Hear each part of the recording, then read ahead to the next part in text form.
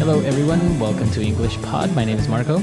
Hi, guys. My name is Catherine. And today we're going to be looking at another lesson as part of our sports series. And this time, well, it's a debate. Is it a game or is it a sport? Oh, it's a sport. You have to work your mind. Yeah, so we're looking at chess, a very old, very popular sport, very difficult to play as well. It takes a lot of practice, and believe me, it's frustrating at the beginning, and I'm still kind of in the beginning, intermediate stages. But yeah, it takes a lot of practice, and it takes a lot of time to familiarize yourself with the rules. Right. So we're going to be learning a little bit more about the pieces and the rules today. Okay, perfect. So we're not going to preview anything. Let's listen to the dialogue for the first time, and then we'll come back and talk about the sport.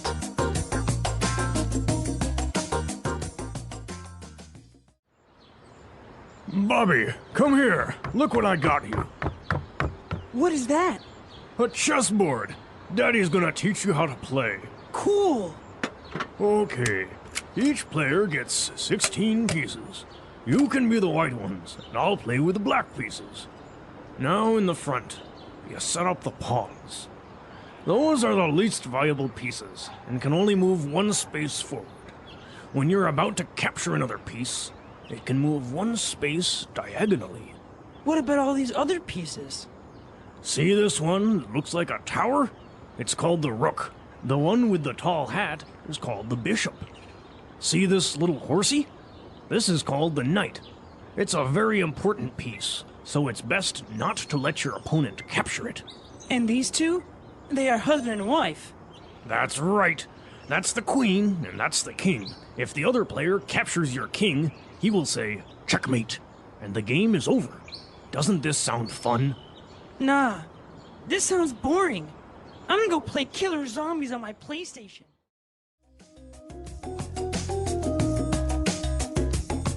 All right, so the kid is obviously not very interested in learning how to play chess. Not at all. You know, the art of these kind of slower games might be replaced very soon by video games. Yeah, I guess it doesn't really appeal to a little 9-year-old or 10-year-old instead of, playing something like this versus, shooting. Yeah, exactly. But it's a very great game. It's very difficult, like we mentioned. So we're going to look at the name of the pieces and the rules that are related to these pieces in Language Takeaway. Language takeaway. Well, the first one you might have heard before because this is a word that is often used in strategy in general. So the word pawn. A pawn. A pawn usually means something that is not very important that you can use to distract an opponent. All right, so on the chessboard you have 8 pawns. So these are the ones that you have the most, but their movement is very limited. So That's they right. can only move 2 spaces forward on the first move, right? Right, or one space after that. 1 space forward.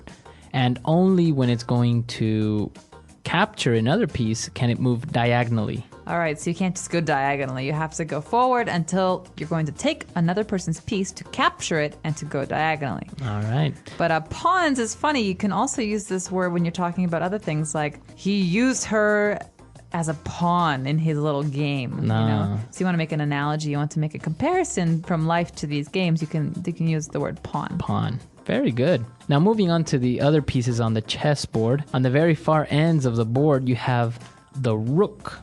Okay, you got 2 of these, and Right. they kind of look like towers from a castle. Mm-hmm. And it's they're very important pieces, and Very actually my important. favorite pieces, because they're not very important at the beginning of a game, but at the end of a game, boom, boom, boom, you can do a lot of damage, because they can go anywhere in straight lines. Right, so they can go forward, backwards, and to the sides, as many spaces as they want. The whole board, if The they whole want. board. Yeah, so easy pieces to forget about at the beginning, but they're very important. And now, next to the rook, we have the bishop.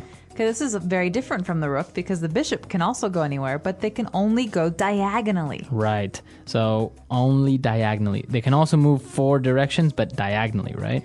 Exactly. So you can go forward and backward, but it has to be at a diagonal slanted line. Okay. And now, next to the bishop, we have the knight. Ooh, the knight. So he's the one galloping on the horse like those old stories of King Arthur we used to hear. But the knight can go in an L shape, and I've never Exactly. understood this. But It's weird. So it can move 2 spaces forward and then 1 to the right or 1 to the left. or it can move 2 spaces to the right and then 1 forward. So it's very strange, but it always has to move 3 spaces and in the shape of an L. So I thought maybe he was the drunken piece. He can go forward a little bit, then thump thump. He kind of moves to the side. Right, so that's the knight. It's actually a very, very important piece as well. And now the 2 main pieces maybe of the chessboard, the queen and king. So the king is kind of sad. He can only move 1 space, but the queen is really the killer because she can do anything she wants. This is interesting, right? Why did they make it like that? The queen can move as many spaces as she wants in any direction. While the king can do the same, any direction he wants, but only 1 space. I don't know. I think there's some similarity between real life now. It's like the queen can do anything she wants and the king can kind of do whatever he wants. Well, maybe it has to do with the fact that he has to stay put and represent the country, and she can move around and move behind the scenes and has a little bit more mobility. Maybe. Who knows? So, but in the end, the most important piece is the king, right? Once the king is captured, the game is over. Exactly. So let's listen to today's dialogue one more time and slow it down a bit and find out if the boy understood any of these rules.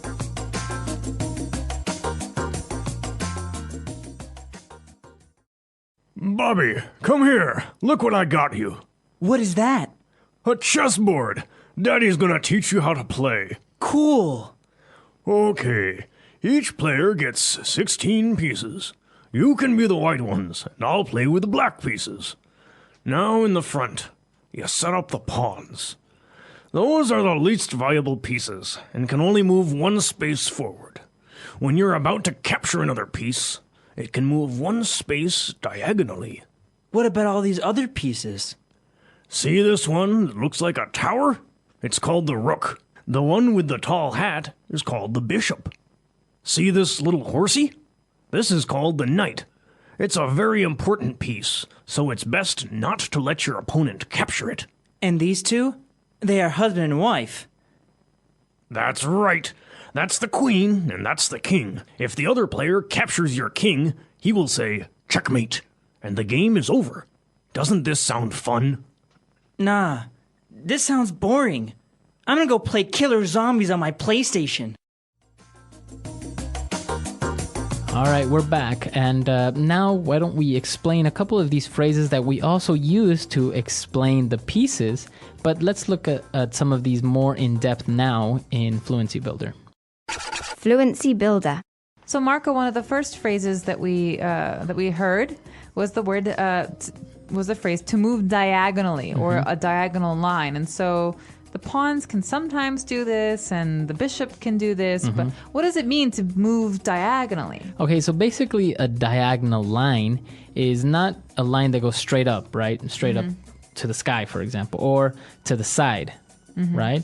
It goes at an angle, so it's maybe going at 45 degrees or 30 degrees. So that's a diagonal movement or a diagonal line. Exactly.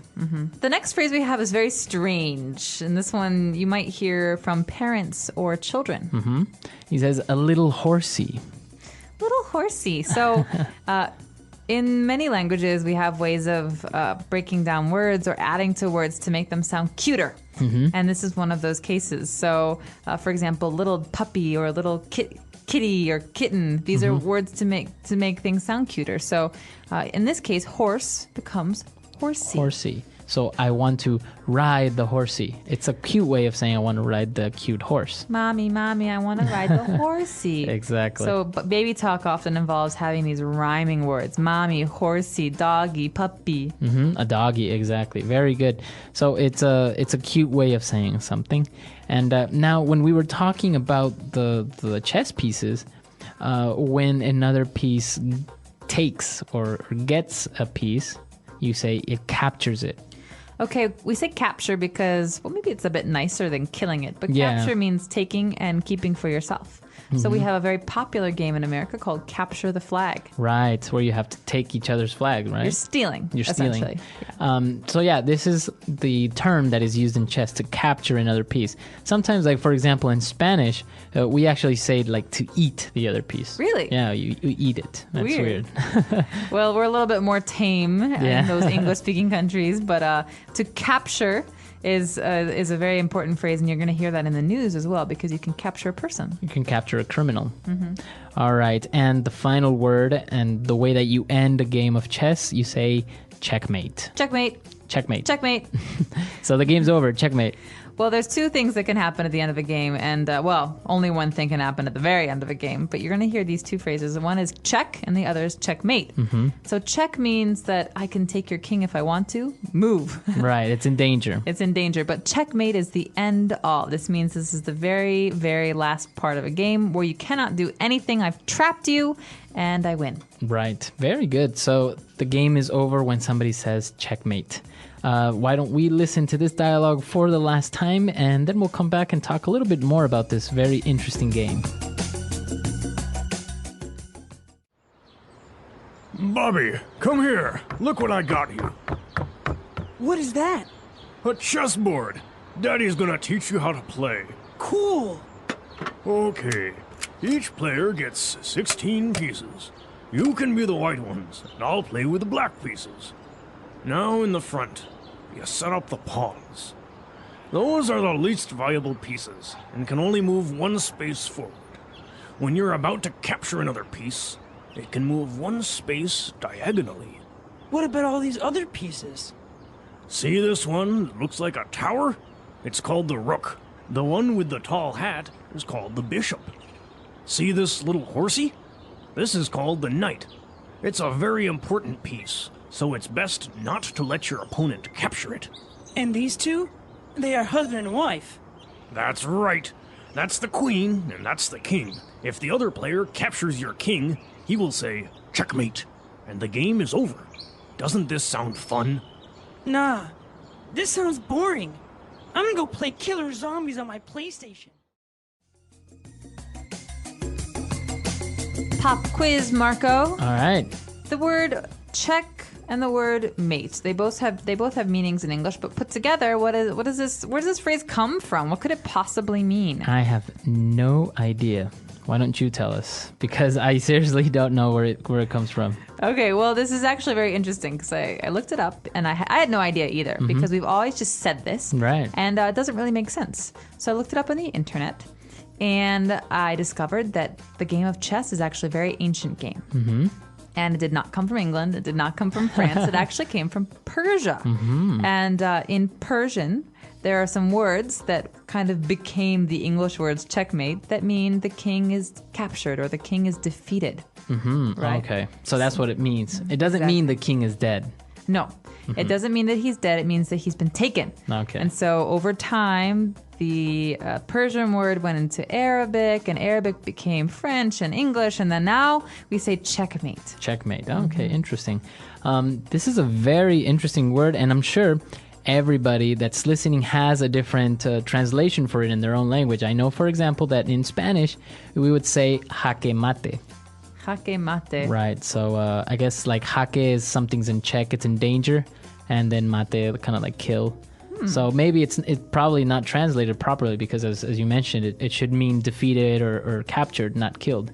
So listeners, why don't you let us know how you say checkmate in your language? Come to our website, EnglishPod.com. And also tell us if you have questions about the things we talked about today or if you want to share some stories of your own chess victories.